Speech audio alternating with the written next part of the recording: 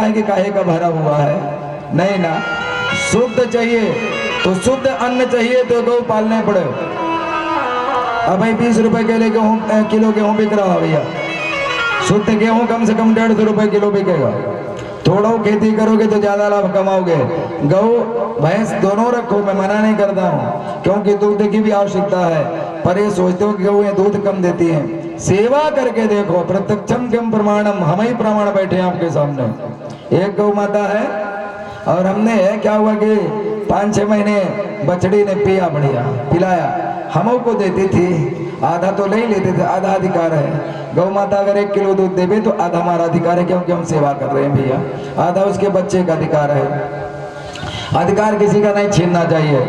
तो 5-6 महीने बाद उस गौ माता ने बछड़ी को पिलाना बंद किया। मैं कहा जाके पास में गया, घर में बताए कि आज गौ माता तो लात मार रही है। मैं कहा सहलो, कहते हैं दूध देने वाले को लात भी सहना पड़ता, तो सहो। बोले हमारे बस की बात नहीं। मैं गया, सच बोलूं झूठ नहीं बोलता हूँ, महादेव जी हैं। मैंने बात किया, मैं कहा गौ माता क्या दूध खरीदने पड़ेगा? कहा अरे दूध में पानी मिला के देते हैं भैया, वह दूध ना खरीद पाओ गौ माता, कृपा करो कुछ। और हमने पकड़ा, मैं कहा आओ तो थोड़ा इधर के, ओह धन्य है प्रभु कृपा, आ जाओ, दे रही है। 3-4 महीने हो गए बरोबर दोनों टाइम। बस कोई एक आदमी बैठ जाए, पहला सहलाता रहे, बात करता रहे इंसान जैसे, धीरे धीरे बात करता रहे उससे। और उधर लगाने वाला प्रेम से लगा लो भैया, 1-8 किलो जो भी लेना हो। भगवत कृपा ही केवलम, प्रत्यक्ष उदाहरण कहा जा सकता है। ये महादेव जी की ही कृपा है, हनुमान जी की ही कृपा है, जिनकी कथा हो रही है।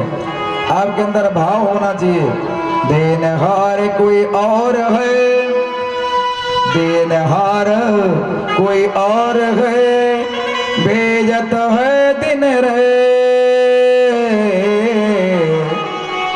लोग भरमो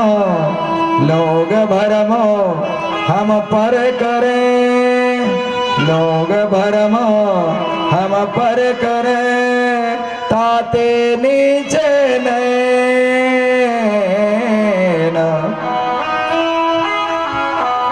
देने वाला कोई और है, दे रहा, दिन रात दे रहा है। जब कार्यक्रम प्रारंभ होने जा रहा था तो मैं नाम तो नहीं बताऊंगा, उस बंदे ने यही कहा कि गुरुजी आप क्यों परेशान हो, आ जाएगा, सब हो जाएगा, कैसे भी करके राम जी पूरा करेंगे, महादेव जी पूरा करेंगे।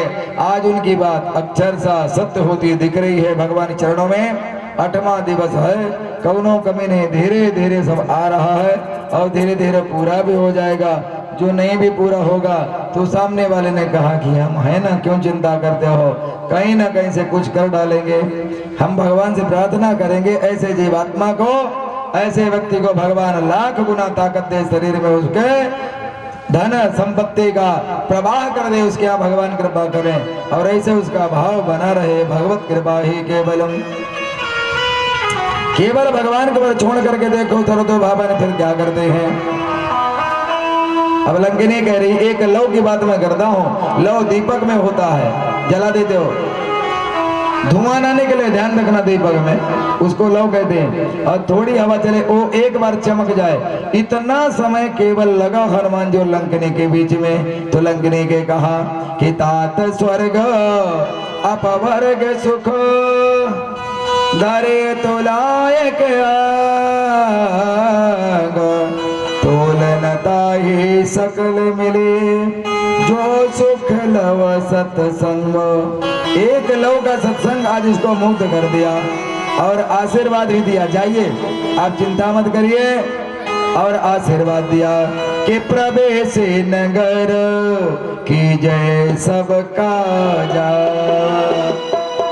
प्रवेश नगर की जय सबका जा, प्रवेश नगर की जय सबका जा, प्रवेश नगर की जय सबका जा, प्रवेश नगर की जय सबका जा, हृदय राखी कौशलपुर राजा, हृदय राखी कौशलपुर राजा, हृदय राखी राखी कौशलपुर राजा, हृदय राखी कौशलपुर राजा, हृदय राखी कौशलपुर राजा।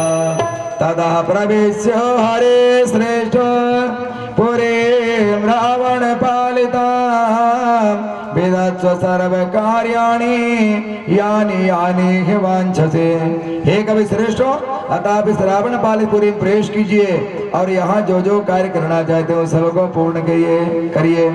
जो जो कार्य करना सबको पूर्ण कर दीजिए, कुछ बाकी ना रखिए, क्योंकि हनुमान जी अपने हृदय में पूर्ण को ही बैठा करके गए हैं। पूर्ण कौन है? हमारे राम और श्याम ही पूर्ण है, इसके अलावा कोई पूर्ण नहीं है।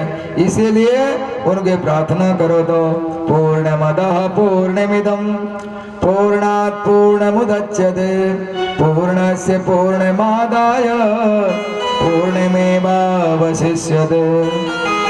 पूर्णमदः पूर्णमिदं, भगवान पूर्ण पार्वन परमेश्वर की कथा को आप सुन रहे हैं। हनुमान जी के लिए आदेशित किया, प्रविश्य नगर की जय सब काजा, हृदय राख कौशलपुर राजा। कौशलपुर राजा कौन है? बोले राघवेंद्र सरकार के। प्रवेश सापो वृदाम हरेश्वर पुरीं शुभाम राक्षस मुख्य पालिता, यदृक्षया तुम जनगात्मजाम सतीं विमार्ग सत्सर्वत्र दतो यथा सुगम। हे वानरेश्वर राक्षस राज, रावण के द्वारा पालित सुंदरपुरी अभिशाप से नष्ट प्राय हो चुके हैं। इसमें प्रवेश करके सोक्षानुसार सुपूर्वक सर्वत्र सती साध्वी जनक नंदिनी सीता की खोज कीजिए। अतः हे निष्पाप हनुमान, तुमने मुझ लंका को जीत लिया, सभी को जीत लिया। रावण के अंतपुर में अत्य उत्तम क्रीड़ावन है, उसमें देव वृक्षों के संपन्न एक अशोक वाटिका है, उसके बीचों बीच में एक अति विशाल सिसेपा शीशम का वृक्ष है। श्री जानकी जी वहीं पर भयंकर राक्षसों के पहरे में रह रही हैं। तुम उनका दर्शन कर शीघ्र श्री राम कुंदन जी को उनका समाचार सुनाओ। लंकनी ने से आशीर्वाद लेकर हनुमान जी ने पुनः लघु रूप बना करके श्री राम का स्मरण करके लंका में प्रवेश किया। लंका जी ने हर महल की खोज किया, जहां तहां अनेक योद्धाओं को देखा। रावण के महल भी गए, वहां रावण को सोते देखा, परंतु सीता दिखाई नहीं पड़ी। हनुमान जी सभी प्रमुख राक्षसों के घरों घरों में जाकर के देख रहे, परंतु कहीं भी सीता जी को नहीं पाते। पुष्पक विमान आदि का भी निरीक्षण किया। रावण के महलों में अनेक सुंदरियों को देखा, मंदोदरी आदि सभी को देखा। अनेक स्थानों पर राक्षसों को मधुशालाओं में मांस भक्षण कर दे, सुरापान कर दे देखा। आगे खोजते खोजते चले जा रहे थे कि वहां पर उन्हें अचानक भवन एक पुनि, अभी तक मंदिर है मंदिर वो समझे लिखा, अब लिखा भवन, तो भवन एक पुनि देखे सुहावा, भवन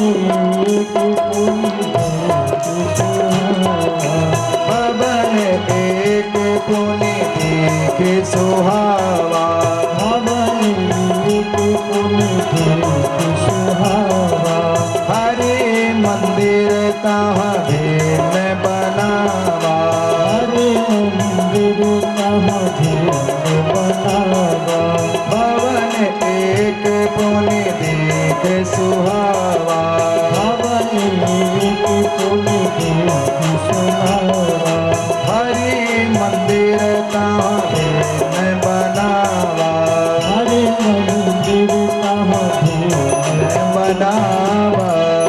खोजते खोजते जा रहे थे तो अचानक एक सुंदर भगवान का मंदिर दिखाई दिया। कैसा मंदिर है? रामायुध अंकित गृह, शोभा बरने न जाए, नव तुलसी का वृंद तहा, देखी हरस कपिराई। राम नाम अंकित घर है, पूरे घर ही में दरवाजे में जहाँ देखो राम राम राम लिखा हुआ है। एक बार रावण आया था विभीषण जी के पास में और देखा कि तमाम राम लिखा है, तो रावण ने कहा, अरे विभीषण भाई, बोले क्या बात है? आइए सरकार, दंडवत, आशीर्वाद दिया।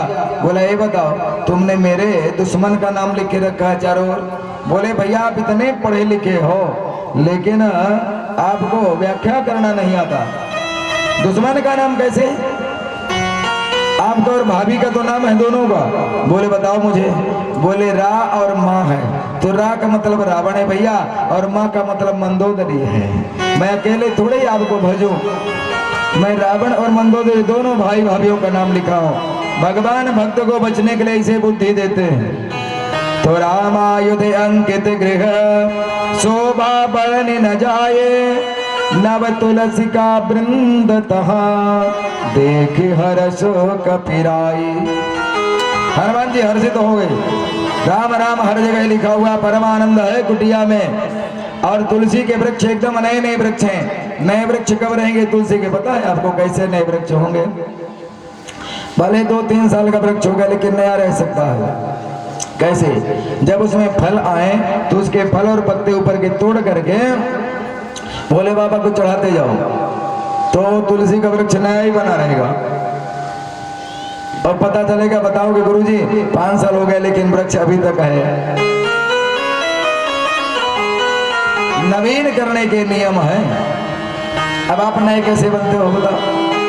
पुराने वस्त्र त्याग करके नए वस्त्र धारण कर ले तो बढ़िया सज धज जाते हो, तो थोड़ा नए दिखने लगते हो। उम्र भले ना होवे कम लेकिन थोड़ा नए तो दिखने लगते हो। जब कोई आप मुझसे बात करता है ना, गुरु जी क्या बताएं, हमारे पति पत्नी में बहुत झगड़ा होता है, कुछ पतरा पोथी देखो ना।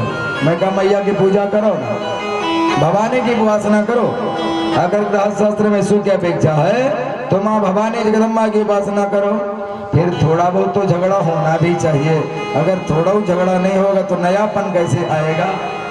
भगवान श्री कृष्ण ने कहा है कि हमको रूठी हुई रानियों को मनाने में बहुत आनंद आता है, लेकिन रुक्मिणी तुम तो कभी नहीं रूठी। रूठी हुई रानियों को मनाने में बहुत आनंद आता है, फिर आप तो कभी नहीं रूठी। तो वह महल श्री राम के आयु धनुष बाण के चिन्हों से अंकित था, उसकी शोभा वर्णन नहीं की जा सकती। वहां नवीन नवीन तुलसी के वृक्ष समूहों से देख करके कपिराज हनुमान जी हर्षित हुए। उसी समय कोई राम राम कहता हुआ निकल रहा है। राम राम ते हैं सुमिरन कीन्हा, राम राम ते सुमिरन कीन्हा, राम राम ते हैं सुमिरन कीन्हा, राम राम ते सुमिरन कीन्हा, तन हरस तब सजन कीन्हा, हृदय हरस तप सजन कीन्हा, एहि सन हठ करिहो पहचाने, यही सनहत कभी हम पहचाने, साधु ते होई न कारज हाने, साधु ते होई न कारज हाने, साधु ते होई न कारज हाने, साधु ते होई न कारज हाने। उस भवन में से राम राम स्मरण करता हुआ कोई सज्जन दृष्टिगोचर हुआ। मैं इससे पहचान करूंगा, क्योंकि साधु, साधु का मतलब क्या है? सज्जन है तो सब कुछ, लेकिन जिससे उसका कोई प्रयोजन ही नहीं है उसका नाम ही है साधु। महान जिसकी आत्मा हो वही महात्मा। और संत कौन है? जो संसार को तिनकी के तरह त्याग दे, उसी का नाम संत है भक्तवृंदो। तो हनुमान जी ने विचार किया, राम नाम राम स्मरण करता हुआ कोई सज्जन पुरुष है और इससे मिलने में बात करने में कोनो हानि नहीं है। हनुमान जी ब्राह्मण के रूप बना करके भीषण की पुकार को सुनने लगे, पुकारने लगे भीषण को। भीषण जी तुरंत पास आए और कुशल पूछ करके कहने लगे, क्या आप भगवान के भक्तों को देखकर कह रहे हैं? भगवान के भक्तों में से कोई है या आप दीनानाथ ही श्री राम जी ही मेरे पर कृपा करने आए हैं?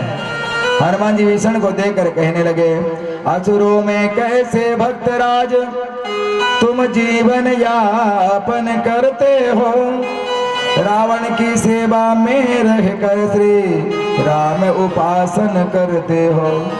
वे बोले जैसे जीवा है 32 नुकीले दांतों में, रहता है दास विभीषण भी बस उसी प्रकार राक्षसों में। तब हनुमंत कहे सब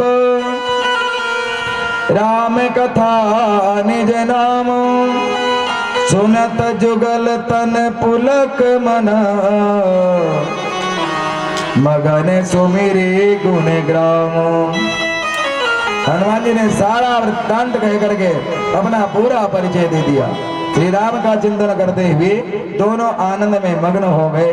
हे विभीषण, इस लंका में बड़ी कठिनता से मैं आया हूँ। विभीषण कहने लगे, मैं इन राक्षसों में दांतों तले जीव की तरह रहता हूँ सरकार। आपसे सत्य कहता हूँ, कुछ भी साधन पूजा नहीं बन पाती। मेरा तामसी शरीर है, ना कोई नियम बनता है, ना श्रीनाथ जी के चरणों में मेरा प्रेम ही है। अब मुझे विश्वास हो गया कि उन्हीं की कृपा से मुझे आप जैसे संत का साक्षात्कार हुआ। उनके कृपा के अभाव में प्राणी को ना तो संत मिलते हैं, ना उनके कृपा के बिना उनका नाम जप ही होता है। हनुमान जी कहने लगे, श्री राम हमेशा सेवकों से प्रेम करते हैं। भीषण कहने लगे, मुझे विश्वास हो गया कि जब आपने कृपा की है तो वह भी कभी ना कभी मेरे ऊपर अवश्य कृपा करेंगे। हनुमान जी कहने लगे, भीषण जी आप मुझे ही देखिए, मैं कुलीन वंश में जन्मा हूँ, चंचल स्वभाव और सभी प्रकार से नीच हूँ, और प्रातःकाल हमारा नाम लेना भी अमंगलकारी है। हे भाई, मुझे अधम पर श्री रघुनाथ जी ने कृपा किया है। नेत्रों में अश्रु भरा बात करते करते ऐसे प्रभु को भी छोड़कर जो नेत्र भागते हैं वे अवश्य ही दुखी होते हैं। यह रीति सदा से है उनकी, करते हैं प्रीति सदा सेवक से, जो उनका ही हो जाता है निर्भय रहता है कष्टों से। कहने लगे, हे भाई, तुम्हारा कुल स्थान परिवार कैसा भी है, परंतु आप इस परिस्थिति में रहकर भी श्री नाथ जी की सेवा आराधना में तल्लीन रहते हो। भीषण जी जो जिसके मन में स्थित है वह दूर रहते हुए भी उसी के पास है प्रभु। यदि उसमें मन नहीं रहा है तो पास रहते हुए भी दूर है। माता सीता और अपनी सब कथा भीषण से ने सुना दिया। पुणे सब कथा विभीषण कही, पुणे सब कथा विभीषण कही।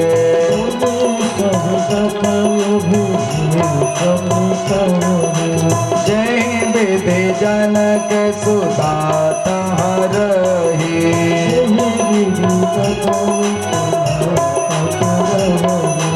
तब हनुमंत कहा सुनो भ्राता,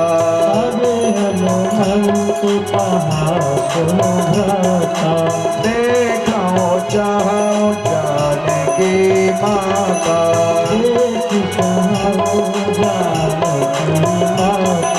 देखे चाहो जानकी माता, जानकी माता। फिर भीषण जी ने श्री जानकी जी जिस प्रकार वहां लंका में रहती थी वह सब कथा कही। तब हनुमान जी ने कहा, हे भाई सुनो, मैं जानकी माता को देखना चाहता हूँ। भीषण ने माता सीता के स्थान अशोक वाटिका पहुंचने का रास्ता हनुमान जी से कहकर कहने लगे, हनुमान जी आप मुझे भूल मत जाना, मैं आपके शरण में हूँ। आपने मेरी बाह पकड़ ली है, मुझ पर कृपा की है। अब संत किसी की बाह पकड़ता नहीं, ध्यान रखना कभी जल्दी।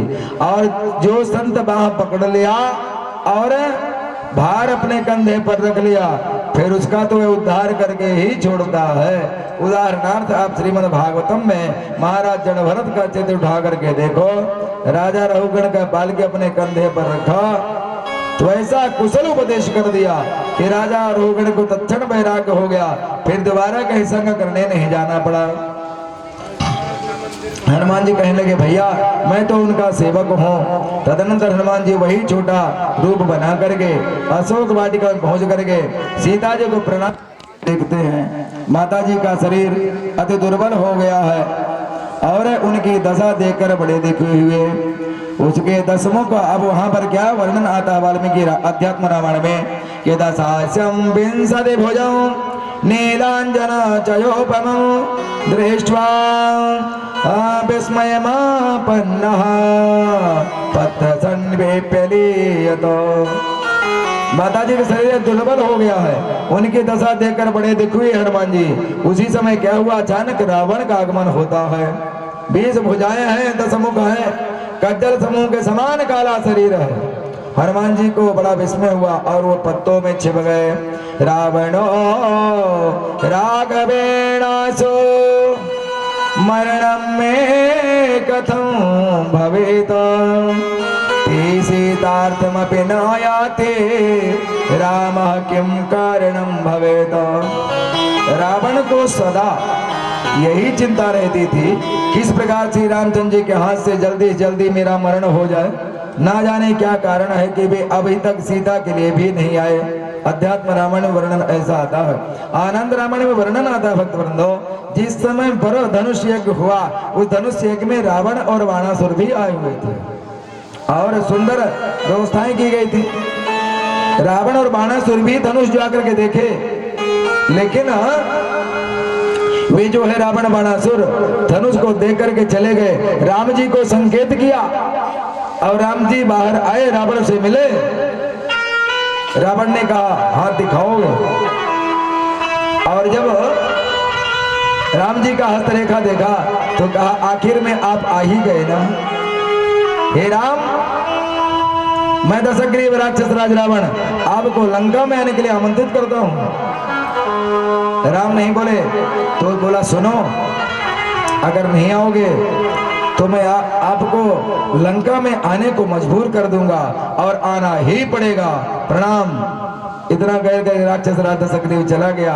और आज सोच रहा है, अध्यात्म रावण वर्णन है कि रावण को सदा यही चिंता बनी रहती है किस प्रकार से श्री रामचंद्र जी के हाथ से जल्दी मेरा मरण हो, और सोचता है कि ना जाने क्या कारण है, अभी तक सीता के लिए भी नहीं आए। बहु बेदेखल, गोस्वामी जी ने लिखा कि बहु बेदेखल से तही समझावा, बहु बेदेखल से तही समझावा, काम दान भय भेद देखावा, काम दान भय भेद देखावा, बहु बेदेखल से तही समझावा, बहु बेदेखल से तही समझावा, साम दान भय भेद देखावा, काम दान भय भेद देखावा। अनेक प्रकार से सीता जी को समझा कर कहने लगा, हे सीते, बहुत प्रकार समझाया, साम दाम दम दंड भेद, और बार बार कहता है, हे सीते, एक बार मेरी तरफ देख भर लो केवल। क्या कहता है? एक बार मेरी ओर देख भर लो केवल, मैं मंदोदरी आदि सभी रानियों सहित जो रानियां हैं तुम्हारी सेविका बना दूंगा।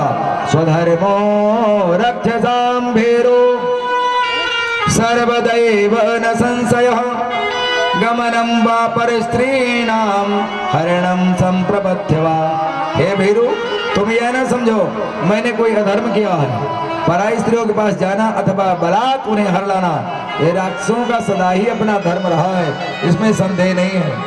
मिथिलेश नंदिनी, ऐसी अवस्था में जब तक तुम मुझे ना चाहोगी तब तक मैं तुम्हारा स्पर्श भी नहीं करूंगा, भले ही काम जो मेरे शरीर पर इच्छानुसार अत्याचार करे। वाल्मीकि रामायण में स्पष्ट वर्णन है। यह सुनते ही सिया के, यह सुनते ही सिया के लगी हृदय में चोट, यह सुनते ही सिया के